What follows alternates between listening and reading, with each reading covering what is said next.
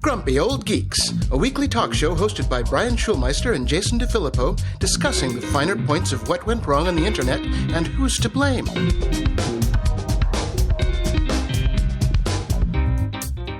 Welcome to Grumpy Old Geeks. I'm Jason DeFilippo. And I'm Brian Schulmeister. Man, Maui sucks.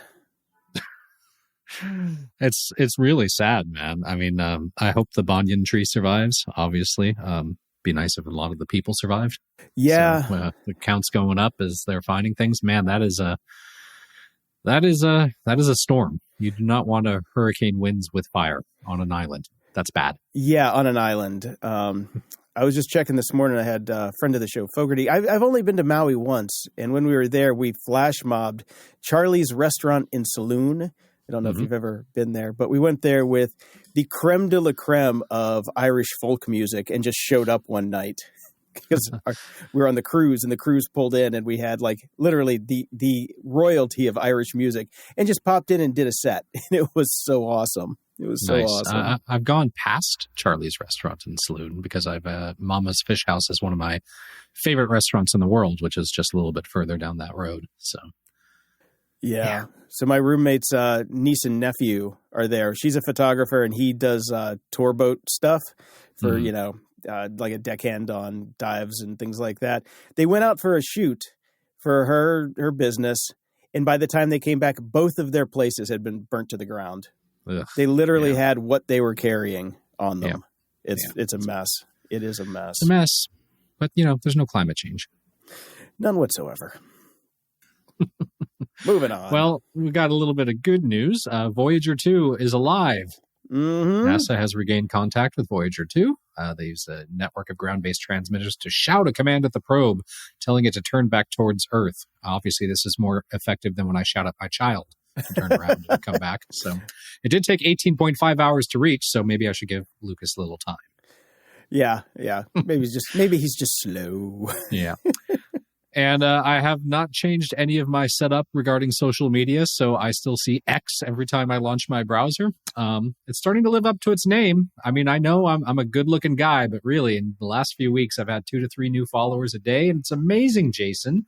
They're all really, really hot chicks that have just joined the site. Oh, man, what a throwback. Yeah, what a throwback. Things are going really great over there. Wow. Okay. Yeah, it's all spam now, man. All of it. All spam and bots. Well, Elon did say there were a lot of bots on the platform when he had to buy it. Yep, that's about all that's left now. Yeah. I saw this and I almost did a spit take. FBI alert. Crypto scammers are masquerading as NFT developers. Now, it's a little redundant because you could take masquerading out of that and still it's just crypto scammers are NFT developers. Yeah. I mean, you could completely just make the case on that one. By the way, how does one develop an NFT? Right click? No, that's how you steal an NFT. No, you have to make a smart contract, Brian, and then you have to. Right. Yeah. Here. Let me read this from the article. In these fraudulent schemes, criminals either obtain direct access to NFT developer social media accounts or create lookalike accounts to promote quote-unquote exclusive new NFT releases, often employing misleading advertising campaigns that create a sense of urgency to pull them off. Also, don't need a fraudulent person. That's just an NFT developer. Here, quote, links provided in these announcements are phishing links directing victims to a spoofed website that appears to be a legitimate extension of a particular NFT project, the FBI said in an advisory last week. The replica websites urge potential targets to connect their cryptocurrency wallets and purchase the NFT, only for the threat actors to siphon the funds and NFTs to wallets under their control. Also, the same thing that general NFT developers do. So... What does Bittner always say? A distinction without a difference? Yeah. You just add in a dash of a spoofed website, and you're pretty much the same thing. So that's it. Mm-hmm. In the news,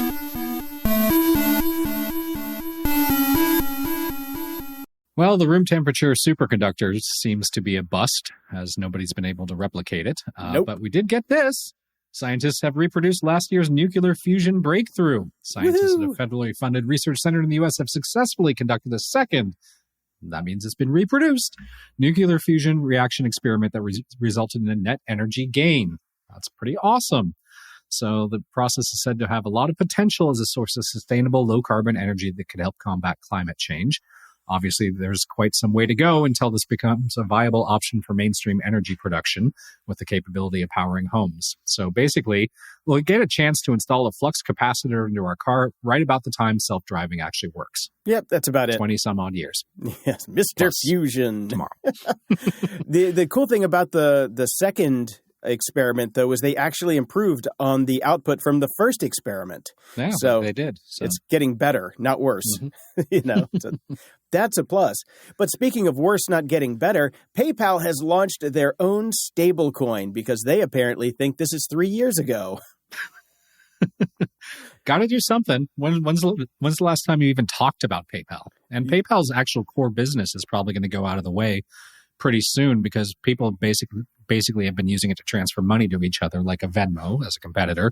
But the U.S. government is starting to launch one that'll be just built into your bank apps. Exactly. And I'm pretty sure PayPal owns Venmo. So there's that. I think they do too. So. But do you remember that time not long ago in the days of WikiLeaks when PayPal shut them down and then everybody flipped to Bitcoin to send their donations to Wikipedia? I mean, not Wikipedia, WikiLeaks. Yeah. As much as Jimmy Wales is always on me to donate to Wikipedia, maybe they should have taken that too. But that was the first real legitimacy given to Bitcoin was the WikiLeaks thing that PayPal started. So screw you, PayPal. Screw your stablecoin. And if you read the press release about the stablecoin, stablecoins are backed by government currencies, which is the U.S. dollar, and they're all big on the press release saying, "Hey, you can do all the things that you can do with cash and the U.S. dollar." You can just use the U.S. dollar. Fucking U.S. dollar. I know. I was reading through this. It'll enable person-to-person payments, purchases at checkouts, and transfers. If only there were ways to do that already. I know. Thanks, tech bros. Yeah. Yeah, I understand that, the point is that they can maybe put this on other exchanges and things like that, but... So other people can steal your money. Yeah. Yeah, because exchanges are going so well. Mm-hmm. Yeah, pour one out for Tether and Terra USD. I believe they were the last stablecoin that imploded. But this is just... I stand by the fact that I think that they did this because they spent all this money buying the licenses and they just had to do it because the shareholders would be like, why did you waste all this money on these licenses and all this regulation that you jumped through and then not do anything with it? Yeah, something to do. Yeah, they're day late and 5 years too short there on that one. Day late and a stablecoin short. Yep. TikTok users will soon be able to opt out of the algorithm over across the pond in Europe. Or if you're using a VPN, I suppose you could do this too. That'd be nice. Yeah. Well, the thing is, TikTok's killer feature is their algorithm. That's what makes TikTok TikTok. A timeline version of TikTok means absolutely nothing because nobody has any real friends on TikTok. You just follow randos who, do dance or cat videos that you kind of like. Yeah. The algorithm is the secret sauce, so it'll be very interesting to see how that plays out once it kicks in. That's a good point, because I don't really use TikTok very often, but I'd imagine people will choose not to do that because it does kind of destroy the purpose. Yeah, I mean, if you want to kill half a day, you just open TikTok and watch one video and boom, then you're sucked in. That's all there is to it. Their algorithm is, it is just mystical, mythical, mad genius fairy dust. And I hate it. That's why I've removed it. I cannot be trusted with the TikTok on my phone. I seriously can't be trusted. I don't think anybody can be trusted, honestly. No, they can't. That's why people are talking about banning it everywhere. Yep, that's it. Yeah. That's it. Yeah. So Twitter/X in the news, obviously. Twix! I've noticed nobody's adopted your Twix, Jason. I have seen variations of X, then with Twitter in parentheses, or Twitter, then with X in parentheses. Nobody's really settled on anything yet. Nobody called him a Dickie either after my, 10 years on, I've been trying to get the Dickie picked up, but no. Nope. Well, X is giving advertisers new ways to have some control over what type of content can appear near their ads.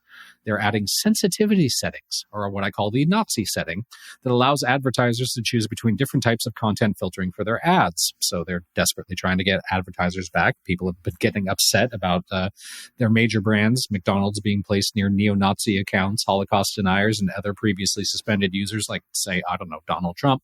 With the new tool, they will use machine learning to reduce adjacency to varying levels of content according to a sensitivity threshold. So there will be conservative and standard, and then they plan to launch the basically unfiltered relaxed setting soon. So, thanks, I guess. I don't know if that's really going to work. Can they install that on their CEO?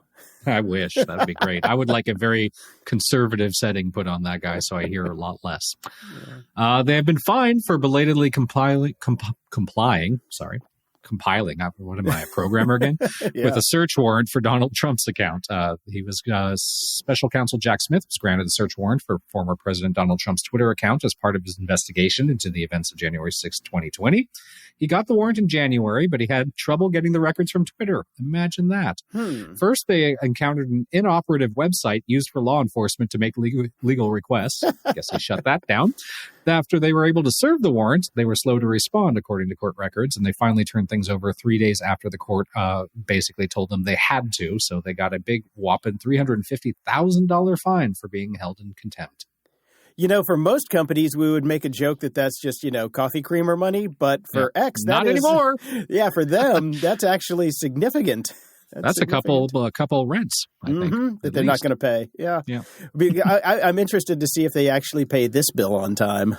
Yeah, I'm sure they will, because you don't fuck with the government. Well, it's Elon. Who knows? That's true. He doesn't care. Who knows? Zoom is back in the news this week with not good news. They are saying that, hey, if you're kind of around an office, you need to be on site at least 2 days a week. Because for Zoom. Yeah. That's just okay. Yeah, they're going for a structured hybrid approach. Which I think is the right way to do things. I get it. I know it's a joke. It's Zoom. Why would they need to be in person? Yeah. Well, some people do. Some people do. I think the funniest headline I saw about Zoom is something along the lines of Zoom desperately hoping for another pandemic because they're doing so poorly. Oh, man. I'm on Zoom every day for at least 2 hours, and I swear I love Zoom. I don't know why everybody's all up in arms about it, but I guess for me it's different. Well, they've got their privacy concerns, right? That's a big deal that's popping out there right now because they basically just suck in all your data and don't care and turn around and sell it and blah, blah. Like, why do you need all this? Why are you collecting all this? Yeah, because they need money. The other thing that they're in the news for this week is if they're training their AI data on user data, if they're building their models based on our conversations, and they're swearing up and down, no, we're not. You can opt in if you want to, but no, we're not doing it. But you can opt in if you really want to, but no, we're really good about that. Yeah. Mm-hmm. On that same note, though, OpenAI has come out this week and said that you can now block their web crawler using the robots.txt file. Okay. So, which should have been the setting from the beginning. Yeah, it actually should have been. If they were not obeying the robots.txt file, then that's bad on them. But yeah. So we'll see how that goes. But GPT bot is a thing. So now if you want to opt out, you can. All right. Well, we have some news from Lyft. First off, they're still around. I was going to say, they're still here? Okay. Yeah, they're not doing so great, but they have announced a new plan to ditch surge pricing, which the CEO said riders hate with a fiery passion, as opposed to the fiery death you would get from the robo-taxi. Yep. Yeah. So more on that next. They call it prime time, which typically kicks in when there aren't enough drivers to meet demand. They've had an increase in drivers, so they're able to basically lower it down, which means less money for them. So they're getting more riders now, but they're making less money. Yeah. How's that going to work out? So, it's not. It's a race to the bottom again. This is not a profitable business to be in, except for Uber, which finally made a profit after 10 plus years. Sort of. That's mostly because they were delivering food. Yeah, and there's some shenanigans going on there, too. Yeah, of course there is. Yeah. Speaking of shenanigans, though, robo-taxis have been greenlit to work in San Francisco for 24 hours a day, 7 days a week. Great. A 6.5-hour public meeting was held I would not have wanted to be in that thing. Nope. I'd rather be in a robo-taxi. I'd rather be in a robo-taxi. You probably wouldn't have moved there either. Waymo and Cruise can now basically fuck up traffic 24 hours a day. It's great. Well, conveniently, the city of San Francisco basically has nobody in it anymore. So this will be relatively safe. Yeah, God. I got a picture from a friend of the show, Chen, the other day about a picture of one of the robo-taxis stuck in traffic that had been there for like 15 minutes, just not moving. The thing is now, we're just going to arm all the homeless people with the orange cones to just place on all the cars. Yeah. So the interesting thing about this meeting was apparently there were a lot of people on the side of saying, no. But the robo-taxi companies wheeled out all of their disabled users and said, look at our poor and our helpless. They need their robo-taxis. Please give them the robo-taxis. And do they? Because with a regular taxi, you've got a driver that can help you get in and out of the cab.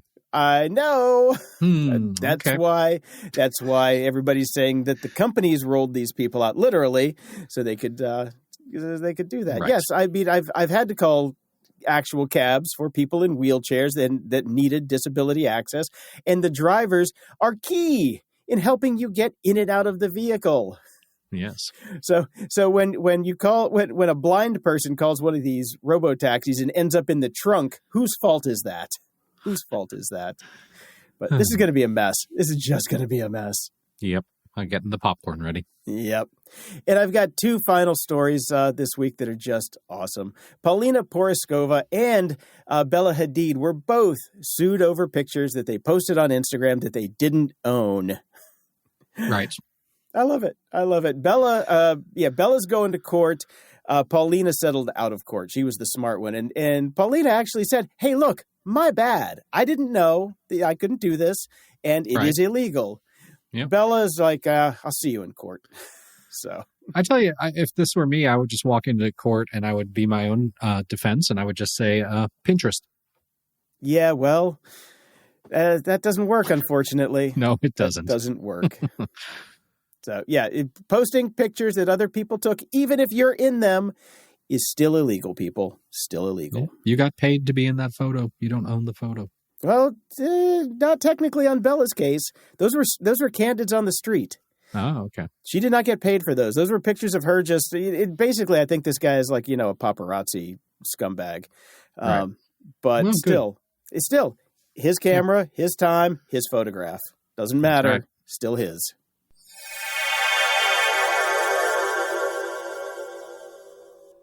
Are you ready to turn your ideas into reality? Look no further than Hover, the trusted and reliable domain name and email provider for hundreds of thousands of customers. Whether you're starting a blog, building a portfolio, creating an online store, or just looking for a memorable redirect for your LinkedIn page, Hover has everything you need to get started. I use Hover to buy domain names for all my new projects. Not only are the prices affordable, but I even bought some common misspellings and different variations to test out and see which one works best. Each month, Hover features different domain name extensions with discounted pricing, so you can score a great deal on the perfect domain name for your next project or idea. This month, they're offering .gay, .fun, and .world for only $4.99, and my personal favorite is .me for only $9.99. And with bulk pricing, the more domains you have, the less you pay for renewals. But that's not all. Hover also offers powerful domain and email management tools that are intuitive and easy to use, whether you're a web pro or just getting started. Plus, Who Is Privacy is included with every domain name. We're supported. And security features like two-factor authentication help keep your domains safe. Don't wait any longer. Head over to hover.com/GOG now and grab your very own domain or a few of them. And as a special bonus, use the code GOG to get 10% off your first purchase. Trust me, you won't regret it. So, what are you waiting for? Go to hover.com/GOG today and get started turning your ideas into reality. Today's episode is sponsored by Private Internet Access, America's #1 virtual private network, also known as a VPN. Even if you use incognito mode, your internet service provider is storing your browsing data and many times even selling it. But Private Internet Access, or PIA, can help. PIA encrypts and reroutes your internet traffic through one of its own servers, hiding your data from your internet service provider or network admin. And with servers in over 75 countries, you can get unrestricted access to geo-block content around the world. PIA comes with an easy-to-use app and browser extensions for all devices, a rock-solid privacy policy, open-source security, advanced customization settings, and it was just ranked the fastest VPN in the world by PC Mag. If you sign up with PIA right now, you can take advantage of a special deal only for GOG listeners. By using our link, gog.show/VPN, you can get complete digital privacy for less than $2 a month and 4 extra months for free, which means only $1.98 a month and up to 83% off. That's so much more inexpensive than virtually every other VPN on the market. And if you get it right now, you can take PIA's 30-day risk-free challenge. You can try it out for 30 days and see if you like it. If not, just return it for a full refund. So go to gog.show/VPN and try out the best VPN on the planet completely risk-free. That's gog.show/VPN.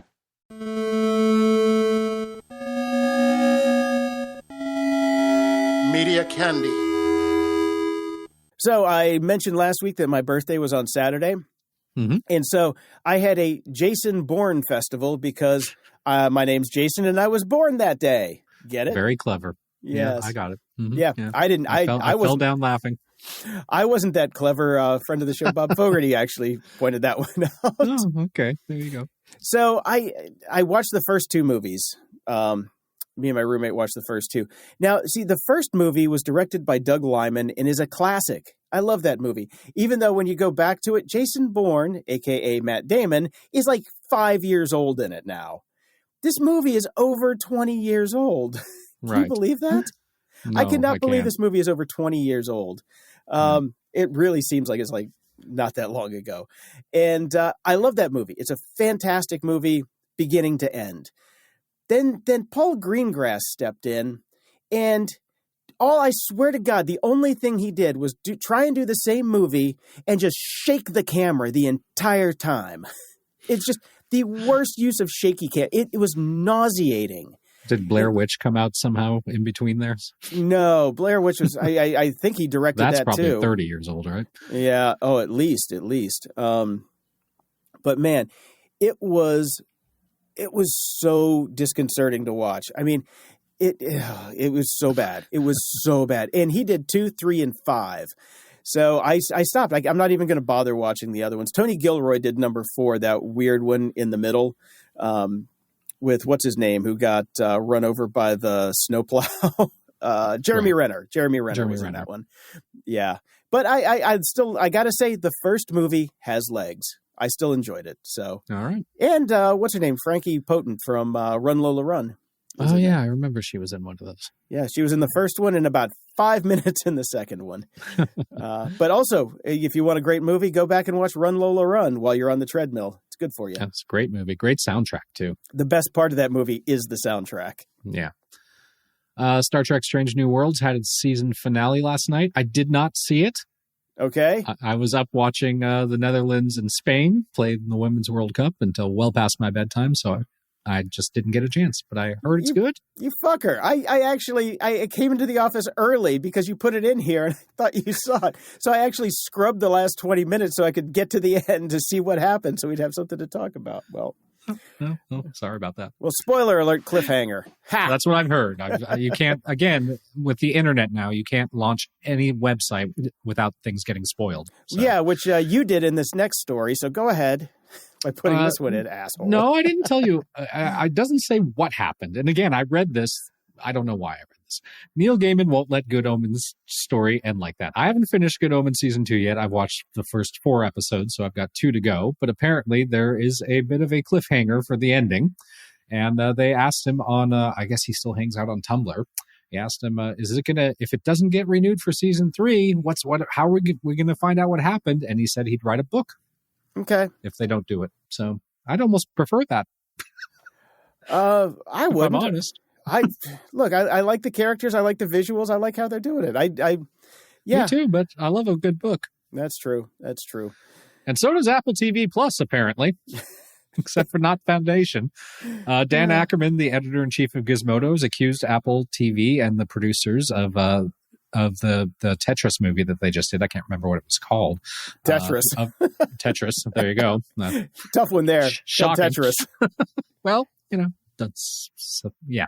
Anyways, they ripped off his book, The Tetris Effect, which tells the history of the game in the form of a Cold War era thriller.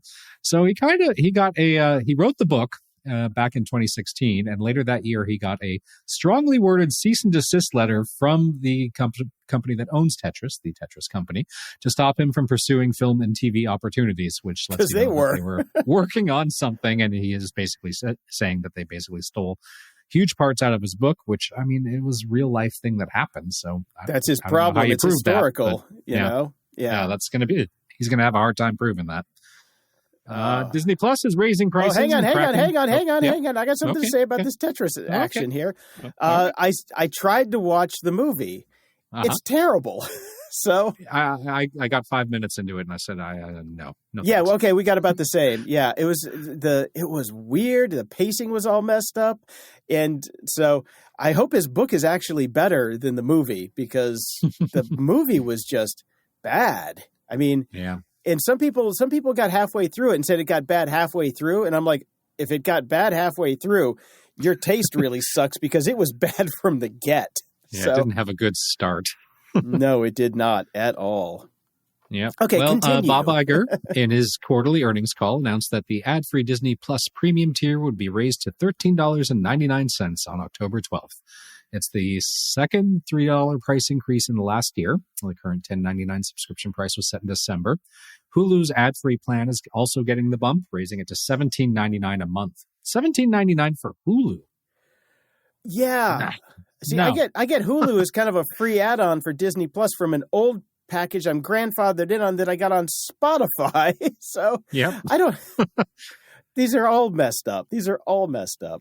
Yeah, it's all messed up. And they're also going to be pushing back against account sharing soon, stating that the company is actively exploring ways to address account sharing and the best options for paying subscribers to share their accounts with friends and family. So we will see what they're going to do about that.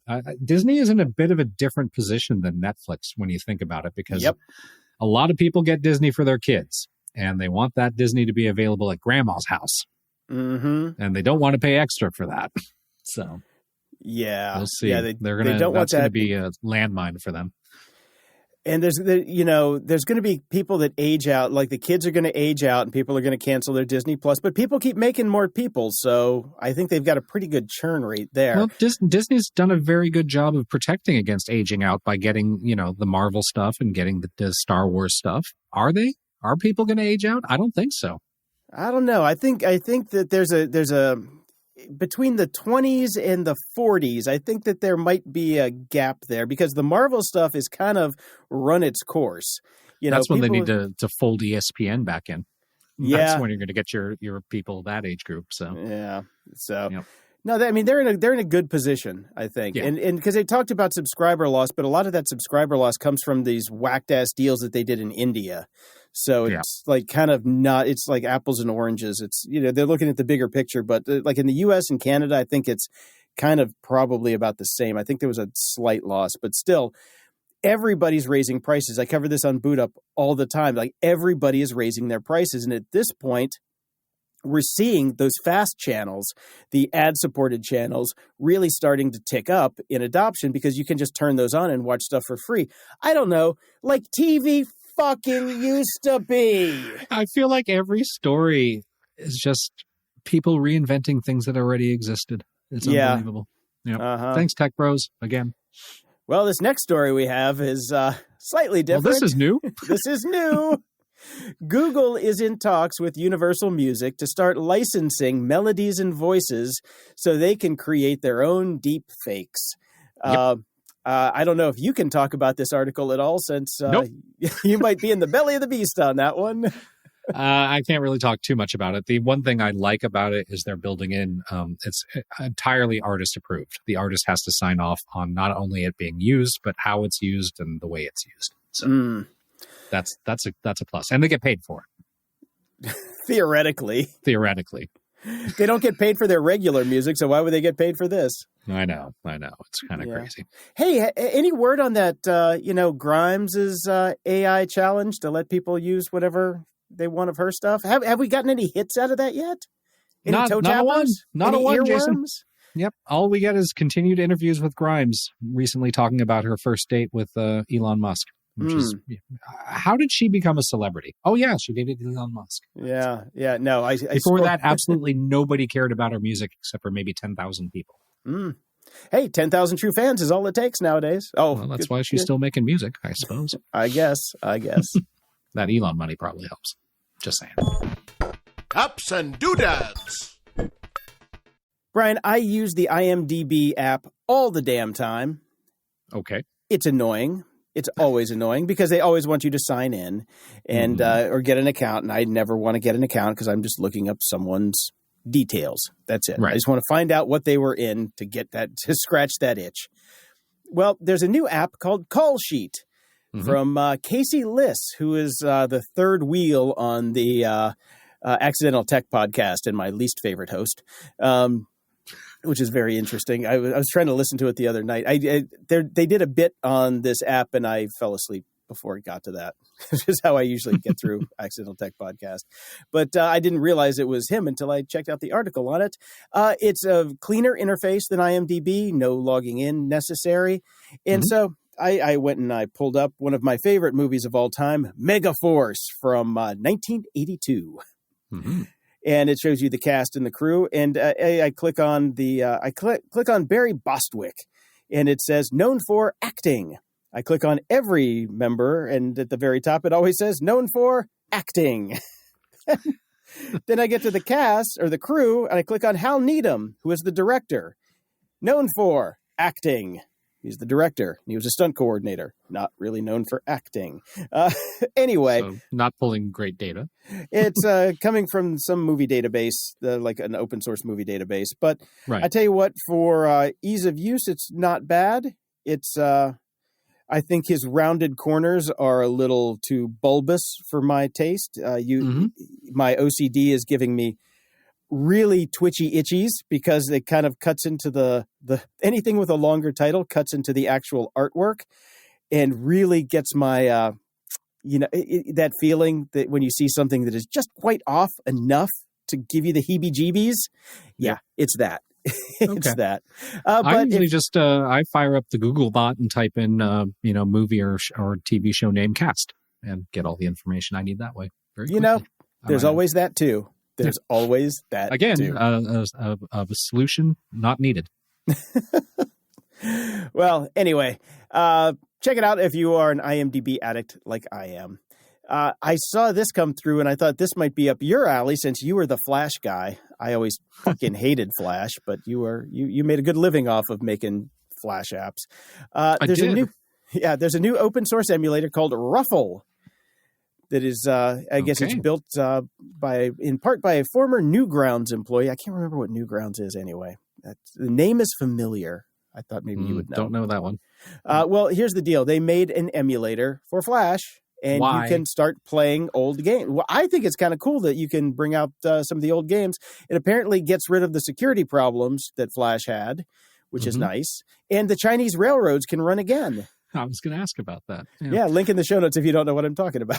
I never built games. I built a lot of websites based on it. But it was a fun program to use for a period of time, and then it went away, as it should have. So it should have went away 15 years before it did. Yes. Yes. But it's nice to have it back just in case, because there's some old stuff that I definitely would like. Some old games that I had for the movie Face Off. We did most of the website was in Flash. The Grease re-release, we had some Flash games for that. Yeah, well, our good old mutual friend Riggs, that's what he did for a living for quite a few years. Just built games in Flash. So yeah, he was I hired him at Paramount to be my right-hand man on those movies. He was my guy. So I'll be able to actually play some of those old demos, which will be kind of fun. Fun. This one's very interesting. So DJI is in the news right now because if you have ever bought a DJI drone and got the app for your Android phone and you got it from the Google Play Store, that wasn't from them. That was not from them. They pulled all of their apps in 2021 because get this, the Google Play Store sucked. They're like, no, we're not gonna deal with this shit anymore. You have to come to our website to download the Android versions.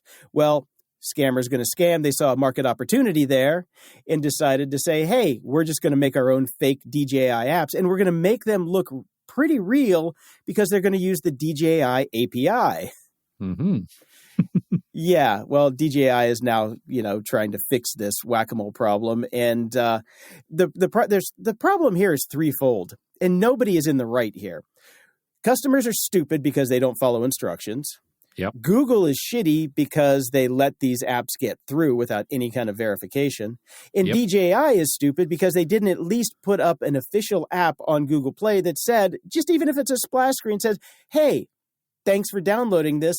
This isn't going to work. Go to DJI.com and download the proper app. Right. So there's no winners on this one. But Nope. yeah, I thought it was pretty funny. And Dan wrote in and said, hey, Jason, you said last show or so you wish there was a website to find which service movies are on. There is, justwatch.com. It's great. Plug a title in and it'll show you where it streams for free, rent, or purchase. Also, if you sign up, you can tell it which services you have and then search for genres. It's free, and I love it. And I remember we talked about this when it first launched, and or whatever. I was already in Canada at some point, and they didn't do Canada, basically. But now they do. So I've got it bookmarked now. It's kind of useful. Yeah. I'm going to go sign up and plug in my services now because it's like I get so confused with which TV shows. And Apple TV is great for the services that support the watch later feature. Yeah. But not everybody does. If everybody did it, it's like self-driving cars. If everybody did it, life would be fine. Mm-hmm. Not everybody does it, so you're still screwed. So Thank you, Dan. That is thank you for the reminder. I do remember covering that, but I never followed up. But now I have a legitimate use, and I'm going to go check it out. At the library. I finished Singularity Sky by Charlie Stross. That was the sci-fi. It was the part one of a two-parter sci-fi from back, I think it was 2009. Right. I enjoyed most of the book, but it didn't really stick the landing. So I actually went back and returned it. Or I returned the second one because I pre-bought the second one. I didn't return that book because that would have been a dick move. I returned the second one that I bought. And while I was doing it, I had to do it via chat because I had hit the limit of returns. And while I'm in the chat, what they try and do is they try and upsell you on the next book you're going to get. Right. And they tried to sell me a James Patterson book, saying that it was in my wheelhouse. And I'm like, well, no, it's not. No, your algorithm sucks, buddy, because I have never bought a James Patterson book. I will never buy a James Patterson book. And now I am offended that you thought I would buy a James Patterson book. So, move along. But here's the thing. What they will do is if you say, I might be interested in that, they will automatically add it to your wish list for you. Oh, that's nice of them. Yeah. So somebody's getting paid along the way for that one. But So in between that book and a little time later, Charlie Stross came out with Season of Skulls, Laundry Files, Book 12. Mm-hmm. Now, this is the final book in the trilogy that started with Dead Lies Dreaming and then went on to Quantum of Nightmares. It's a standalone 3-part series. I am 3/4 through this book and fucking love it. I really? love it. Because I did not like the first two. See, I did. I got into I put aside the original Laundry Files series with Bob and his girlfriend and that whole once they closed out that whole series, I really started to get into the new ones and kind of let myself go and said, okay, I'm just going to get into these. And they're really good books because they're set in a world of Laundry Files. Right. I'm really excited to see what he does after this because he can either come back with a new In a World series or shut the whole thing down. I'll be happy either way. But I'm really liking how he's closing this whole trilogy out. I think it's very clever, some of the stuff he's done. And I'm really enjoying it. So if you do like the Laundry Files stuff, just put aside that it's not Bob anymore. Bob is gone. So well, I read the other two, so since you like this one, I feel like I should finish it out too. I think they're doing a really good job of bringing it all together. All right. Well, I was looking for a little popcorn sci-fi to start reading, and I stumbled across a book called Wherever Seeds May Fall, First Contact by Peter Cowdron. Mm-hmm. I'd never heard of him before, but he's doing something really interesting that made me want to take a chance on it. He's written about 28 books. Oh, Jesus. All of which deal with first contact, Really? exploring the idea of first contact 28 different ways. That's kind of fascinating to me. Like, talk about finding your genre. Yeah. Like one topic basically that he just hits from he just sits and thinks about it and has come up with all 28 different scenarios so far. There's got to be some re-swizzling of the same thing in there a couple times. You can't be that original 28 times. Well, you know our rule too is we never should read a bunch of books from the same person in order. So I would not recommend reading all 28 of these in a row because that would probably bum you out. You'd probably find a lot of examples of that. But really enjoyed it. Really enjoyed it. Really? It was a great read. Fun and quick and clever and interesting. Now, randomly, I guess I picked. He also had a rule: no sequels. Yeah, except for I randomly picked the one book that he decided to write a sequel for because he thought there were more ideas. Okay. So then I read the sequel, which is Generation of Vipers, First Contact by him. Not as good as the first one. I don't think he needed to explore those other ideas. Okay. But the first one, great. I'm definitely going to check out a few more books in this series. Yeah, we put that rule in place for a reason. You know, you need a break between the first and the second because the second's never as good as the first, and you need that break to let yourself forget how good the first one was. Yep, I should have done that. The Dark Side. Ha! With Dave. We are back with Dave Bittner. Dave is the host of the Cyberwire podcast, co-host of Hacking Humans with Joe Kerrigan, co-host of Caveat with Ben Yellen, and the host of Control Loop. Go to thecyberwire.com for links to all of Dave's amazing shows and whatever new ones he comes up with by the times this airs. That's right. By the times this airs. Me talk pretty good. Yeah. Words important are. Any new shows in the pipeline there, Dave? No, I'm good with the ones I have at the moment. Okay. I think you need a new one called the Mustache Minute. Yeah. It's been a busy week this week. It's, as we're recording this, it's Friday, and I just, like on Wednesday, I felt like it should have been Thursday. Right. It was just one of those weeks where the front part of the week was just front loaded and packed with lots of interviews. And so I am rolling into this weekend and ready. Coming in hot. Ready to go. Yes. So away we go. Yeah. Last week I'd been dealing with a sick dog that had been in the emergency room for like a lot pneumonia. It was bad, coughing up blood. It was a shitty week, but I decided last week also to fire up my because I'm doing my daily show now, which I know you know lots about. Yeah. I said, hey, why don't I record this at night so it's ready and fresh in the morning for people? Right. Turned out to be the best decision I ever made. I record the show between 8:30 and 9:30 at night, so it's ready to go out at midnight. And it is so relaxing to not have the pressure in the morning to get up, get the show out, and get it done that I think the show is actually better. And I'm getting good feedback from the listeners that they like it earlier, and I'm more confident and comfortable. It's great. So that is you might want to try that, Dave. Oh, sure. Yeah, that's great. Yeah, I'm just trying to be helpful here. I know. All of your intentions are good, Jason, and I think that's adorable. But I think that I don't want to sound like a jerk or anything, but we have a few more cogs in our little Cyberwire machine that would be thrown into a tizzy if we tried to make a fundamental shift like that. Not that it's not possible, but it is not. This battleship don't turn quickly anymore. I remember back when I was running my own company, and I had a partner, and we were also dating, which I don't recommend you do with a business partner.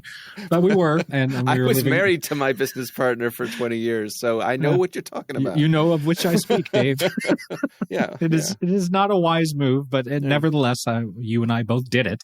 Yeah. But we did decide at one point that we would become nocturnal, and we would stay up all night and sleep during the day. And we did that for about a month. And let me tell you, it's not good for you long term.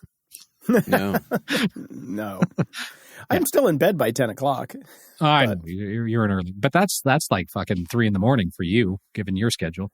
Yeah, pretty much. Yeah. But, the biggest thing I found of working with your spouse, and by the way, she is still my spouse, is that you don't have anyone to go home to who's going to pat you on the back or rub your shoulder and say, "Oh, honey, you had a tough day at work.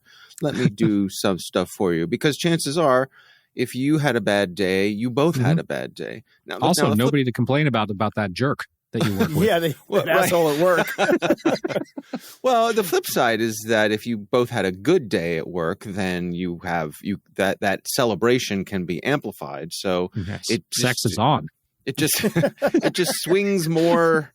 The pendulum is longer in either direction, I would say. It is. Everything is amplified to some degree. Yeah, that's right. That's right. So. Well, got a little follow-up from last week here. Shauna Rue from Discord, and I edited this one for brevity, he said, just getting around to listening to the latest show and Jason talking about playing Teenage Mutant Ninja Turtles on the NES when he broke his leg. The underwater level where you're trying to defuse all the bombs under the dam was notoriously difficult. That's the one. That's the one I got stuck on. Okay. The fact that I mean, I almost got like just angry when he brought that up because I'm like now I remember all the feels. I hate that level. I could never get past that level. Isn't that the worst? Oh, you know what I remember?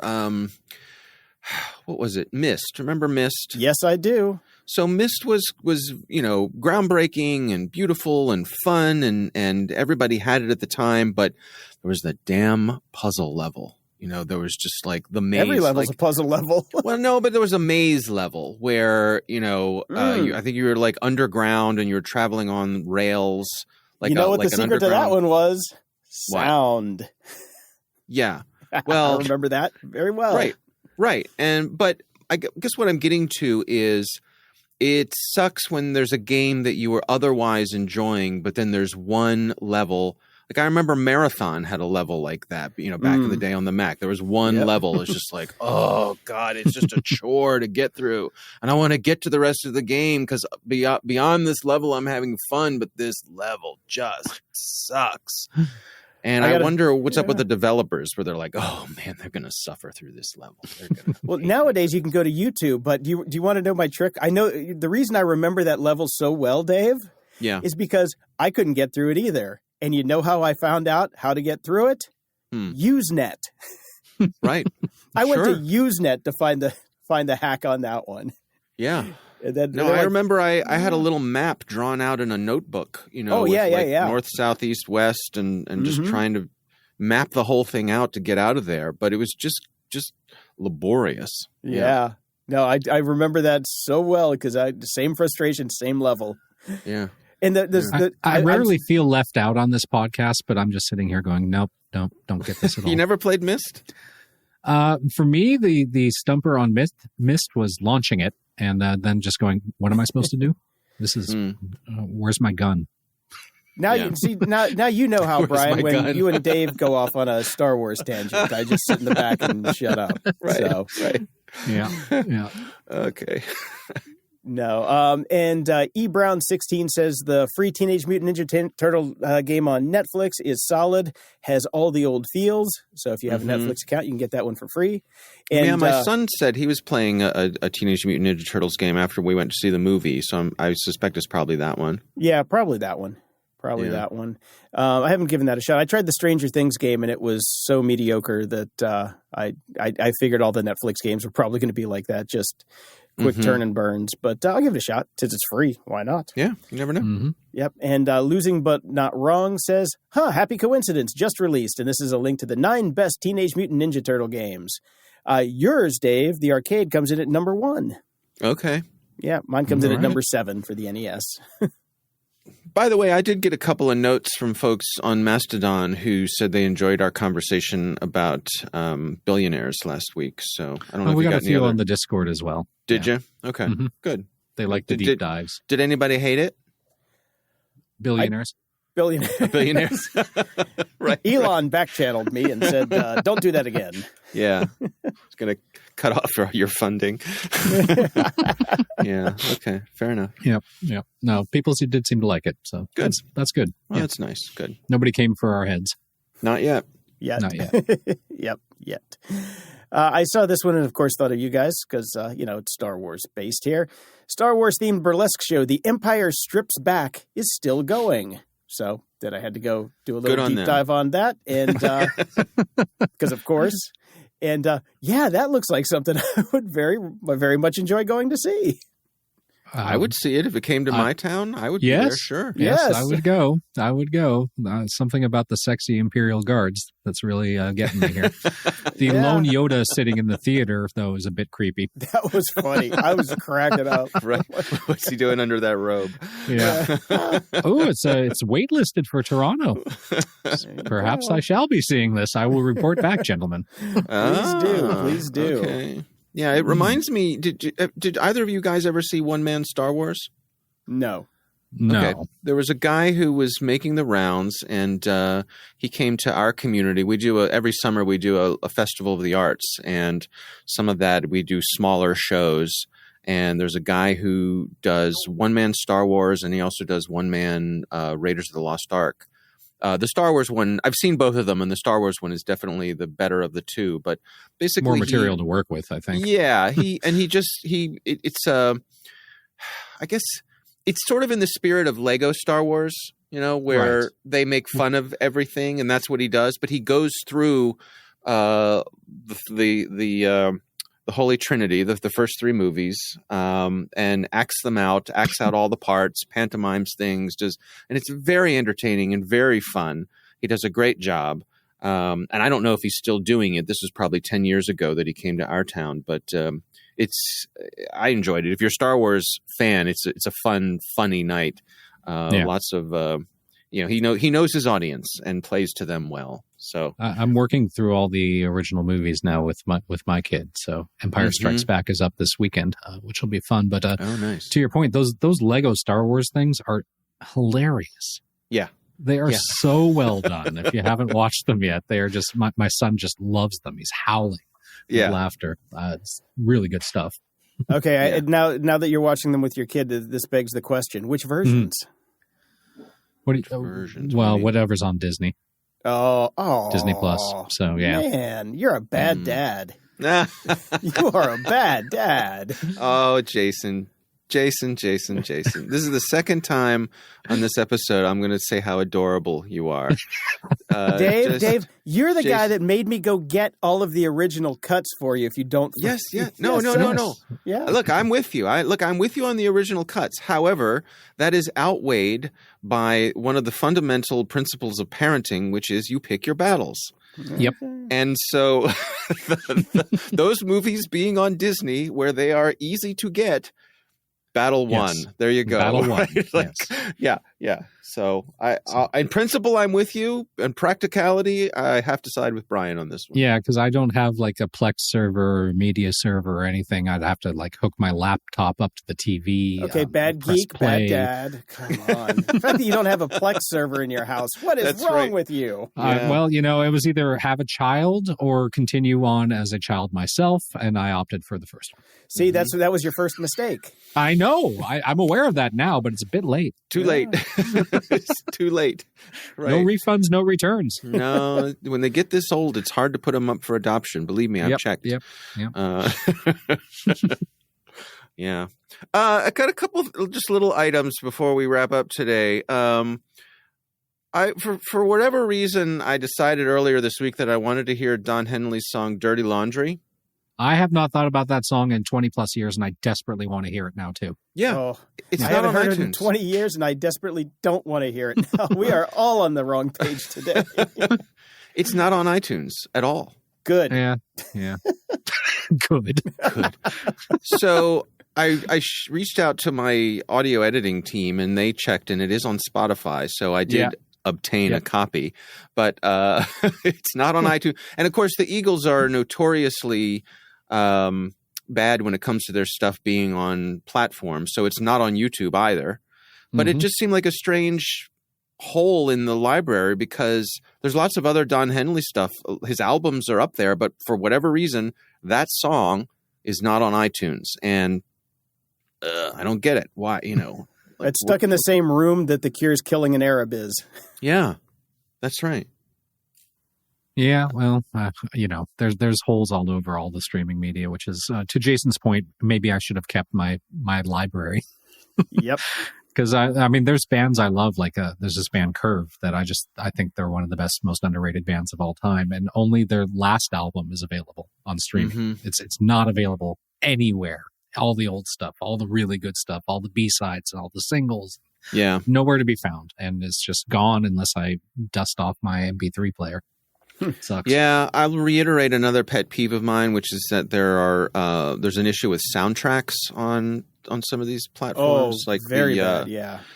The Miami Vice soundtrack is not. They're always available. missing a song or two because it didn't get licensed properly, and somebody didn't want to pay for it. And the worst one that I've found so far is the Ghostbusters soundtrack, where the songs are all there, but lots of them are different versions than the ones that were actually on the Ghostbusters soundtrack that you could buy.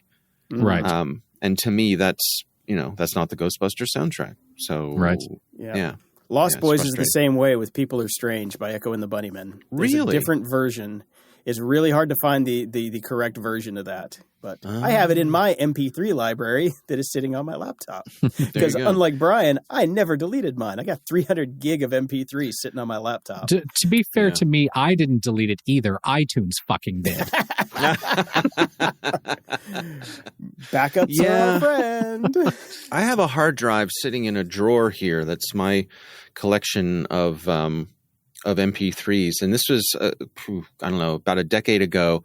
I was doing some work down at ABC News down in DC. And a buddy of mine who's an audio guy down there pulled me aside one day and he said, "Hey, Dave, do you like music?" I was like, has there ever been a more rhetorical question? Of course I like music. You know me, I like music. I'm the music man. That's right. And he said, okay. And this is kind of like one of those, do you want to buy an A? Like the guy on Sesame Street. He says, all right, well, bring me a 1 gigabyte or a terabyte hard drive. Just bring in a terabyte hard drive. I said, okay, I'll do that. So I bring in a terabyte hard drive, and he goes away for a while, and he comes back. And basically, he had copied the ABC Music Library. Oh, geez. Nice. Which was everything. It was everything. And I actually went through a little bit of I don't know, sense of loss isn't the right description for it, but I was faced with too many options, right? What do you do when you have everything? How do I organize this? How do I approach this? How do I cull this? Or So I still struggle with Spotify, like just even launching it. And I'm just like, I don't know what I want to listen to. I used to just walk over to my CD racks and that would help me make a decision. And when you just like scrolling and like, how do I save things? And how do making a playlist is kind of it's not the same. It's not. It's funny. I actually, in my iTunes library, I organized everything by category, and I made my own categories up. So I have the goth, whiny, and girly section. I have the Irishy section for Irish music that's not quite folk music, but it's not quite punk rock. I did it all based on mood. So when I feel a mood coming on, I can just go to a category in iTunes and select that category and hit shuffle, and I'll get what I'm looking for. It still works to this day. That's good. Yeah. Mine was meticulous. Bootlegs, official releases. CD I remember. singles. I had a copy of it. Yeah, you had it. If you still have a copy of my library, let me know. I wish I did. That's back when hard drives actually cost real money. So I know. Yeah. I had a playlist called "Driving in My Car at Night," and it was just good songs to play when you're driving in your car at night by yourself. So. One other thing I dropped in here today, and Jason, this is primarily for you as the world's most foremost expert on security cameras. On which one's not to buy. Chinese focus. Right. So I just bought a handful of new security cameras. We're hopefully coming up on the tail end of a kind of a major renovation project at our house. We built a whole new set of decks on the back of the house, and it's just been a whole thing. But I got some new security cams, and I got some from Eufy, which is that how you guys would say that word? Eufy? You say Eufy? Yeah. Is it Wi-Fi? Yeah. Eufy. All right. So I've been happy with Eufy products in the past. I've had, what do I have? I have a bathroom scale, and I have a robot vacuum cleaner from Eufy, and they've all been fine. So did my due diligence on YouTube and other places, and bought some of the new 4K Eufy security cameras and their doorbell cam, basically their version of the Ring. Right. And they're nice. I'm really pleased so far. There's a base station that comes with them. There's no subscription fee. It's not cheap. The 3 cameras in the base station were probably around $500. But they're 4K cameras. They have built-in solar panels. So the ones that are out back and facing the sun, they're battery powered, but they've been at 100% power the couple weeks that I've had them now. We'll see how they do in the wintertime. Yeah, I'm curious about that. I'll let you go through the first winter. Let me know if they work. Right. That's right. And I've been really pleased. The image quality is good. Having a 4K camera is neat in that, if somebody walks by one of the cameras and they're far away, the system automatically crops them out and sends me a picture of them, and you can still kind of see, who it is or what they're up to. And, oh, look, someone's walking their dog and that sort of thing. I'm still suffering from a little bit of alert fatigue. Just fine-tuning them to not tell me every time someone walks by my front door, the sidewalk in front of my house. But we'll get there. But anyway, so far, so good. And so, Jason, I wanted to check in with you to see is it safe to say that you have in the past sampled this brand of camera? I've never heard of this brand of camera. Oh. Wow. Okay. I mean, these guys are relatively new, because I remember when they were first announced. And I looked at them a little bit when I was getting a video doorbell, and they just they were relatively new, didn't have a lot of reviews, so I ended up going with the Google one, which I like as well. So yeah, but this is definitely a very nice, like if you're going to go all out, good integrated system. Yeah, it seems like very much. It's definitely a premium product, but so far, like I said, I'm pleased with the image quality is quite good. The quality seems good. They seem substantial. The app sucks less than other apps I've used, which is it's about as high a praise as you can get. But it's easy to share. Multiple family members can see the cameras and monitor things, and so far, so good. No, they look really nice. I mean, they're definitely not cheap, right? By any stretch of the imagination here. No, they are not. They are not. It is definitely a premium product. So. Yeah, the 4K kit with the 1 terabyte base station is $859. Okay. Yeah. Yeah. But you can get a smart sock for your baby that is only $279, which apparently, I guess, based on foot movement, will keep track of your baby's real-time sleep data. All right. Just what we need. Yeah. Okay. Well, like I said, I've with the cameras, but okay. I've been impressed with their robot vacuum cleaner and their Bluetooth bathroom scale as well. So just from a brand, and they're owned by Anker. Anker, the power supply. Anker makes good stuff. Yeah. Okay. Yeah. So they're a subsidiary of them. So everything I've had so far I've been impressed with the quality. So I will keep you posted. Okay. If anybody gets this Mach V1 Ultra stick mop vac thing, this looks pretty cool. It's basically like a Dyson, but it has a steam cleaner in it. This looks kind of nice. Huh. Okay. I could get behind that, except I still got my Dyson. But This thing probably is very expensive. Let's do some real time here. Yeah, $774.99. Wow. Okay. That's right up there with the Dyson. That's actually cheaper than the last Dyson I got, though. So, hey, who am I to talk? Yeah. But cool. I do like if steam I get back cleaning in the floors, though. That is nice. Yeah. What a podcast. This is enthralling. Hey, man, if we can get past billionaires, I think we can get past some steam cleaning action here. Yep. Oh, man. Look, man, Nothing polishes up those wood floors, man. Next week, major appliances. Have I got a stove for you guys? Oh, man.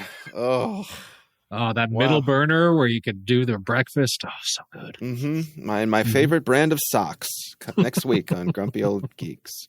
Look, man, I preloaded the show with sexy stormtroopers. So come on, give me a break. I at least helped us out a little bit there. That's true. That's true. That's true. Hope they mop that floor. That's right. All right, guys. I will see you next time. Later. Closing shout outs. Over at Patreon, we've got JC, Dan, Jonathan, James, Kirsten, who says, keep up the great work. I always look forward to your podcast. So signing up for a membership is long overdue. You have made many a commute more tolerable. Thanks so much, guys. Well, thank you, Kirsten. And Ariel writes in, happy birthday, Jason, and well done on 7+ months of sober. Much respect. Thank you very much. Brian, watching 65 for the benefit of your audience is admirable, but honestly, none of us are worth such agony. Excited to be a patron. Thank you, Ariel. Well, it was with a Coke and whiskey and Coke on a plane, so it wasn't so bad. But yeah, don't watch it. Over at PayPal, we got Benjamin, Ralph, and Miles. Thank you all so much. Over at the tip jar, we've got Jeff and Joseph. And just a quick reminder, if you do sign up for a Patreon account, $3 a month will get you ad-free episodes and a little bit early when available. When available. Yeah. Your results may vary. It will be out earlier than the other version. It might be 5 hours, but it might be 5 minutes. Yeah. And we have a new 5-star review from DRJ3141. Great grumping. I really enjoy the hosts and their content. I'm about the same age as these two, and my career trajectory somewhat follows theirs. I look forward to each Friday and a new show. Woo! Thank you. All right. And we got a note from Robert. Robert says, hi, a rare compliment instead of early drinking on a Saturday rants. I had to move to a hearing aid, and since then I've noticed how god-awful the sound on most podcasts and YouTube is. This and Boot Up are 2 of the 3 that aren't a chore to get through. Thank you. P.S. Convince Dave to do Movember. I don't think we have to convince Dave. I think we have to convince Dave's wife. Yes, that's how that works. Yes. Thank you, Robert. I'm glad this sounds okay for you and your hearing aid. Those new hearing aids are stellar. I can't wait till I get old enough. I can't wait to lose my hearing until I need one. Exactly. I know it's coming. So come on. Yeah. And sad news from the development world, Bram Moulinar has died. He was the creator of Vim, the command line text editor that most Unix and Linux heads used quite a bit, unless you're an Emacs nerd. I was a Vim user. I used Emacs. See? Yeah. No, I can still rock some Vim any day of the week. I still know those key commands are built in. I will put those on my tombstone. Because easy to remember. Easy to open your tombstone. Easy to open my tombstone. That's right. Yep. Until next time, I'm Jason DeFilippo. And I'm Brian Schulmeister. Thanks for listening to Grumpy Old Geeks. Show notes and links to everything we talked about today are at gog.show/613. gog.show/donate is the place to drop us a few bills so we can keep bringing you this top-notch entertainment. Mm-hmm. Sharing the show with your friends, enemies, or anyone in between is free and can be almost as good as cash. Not really. At gog.show, you can find a link to our Discord channel if you want to chat with us and other show fans. Head over to gog.show/contact to send us your feedback, comments, or links to cool shit you think we should talk about. gog.show/review is where you can toss us a review and preferably 5 stars that we'll read on the air. Stay grumpy.